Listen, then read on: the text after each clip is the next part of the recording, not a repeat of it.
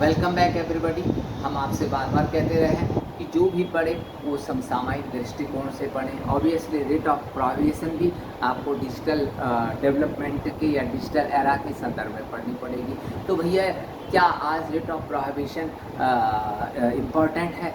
ठीक है, जैसे पहले तो ये वही जो हमारी परंपरागत न्याय प्रणाली थी उसमें निचली अदालतों को उनके क्षेत्राधिकार से या गलत निर्णय देने से रोकने के लिए था, लेकिन आज क्या है, आज डिजिटल युग में भी रिट ऑफ प्रोहिबिशन का बहुत महत्व है, क्योंकि अब क्या हो गए हैं, अधिकतर मामलों में डिजिटल ट्रिब्यूनल्स स्थापित हो गए हैं। ठीक है, डिजिटल ट्रिब्यूनल्स क्या करते हैं, डिसीजन देते हैं।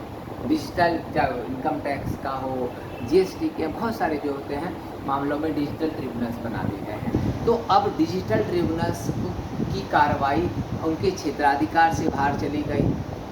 ठीक है, जोग्राफिकल क्षेत्राधिकार भी होता है और आपका मतलब कैपेसिटी का भी होता है, लाख 2 लाख 5 लाख वो भी होता है। तो अगर कोई ट्रिब्यूनल, डिजिटल ट्रिब्यूनल अगर क्या करता है, अपने क्षेत्राधिकार से बाहर जाकर डिसीजन दे देता है, गलत डिसीजन दे देता है, कई बार तो मशीन लॉजिक जिसको हम कहते हैं, ठीक है, एल्गोरिथम वो डिसीजन दे देता है।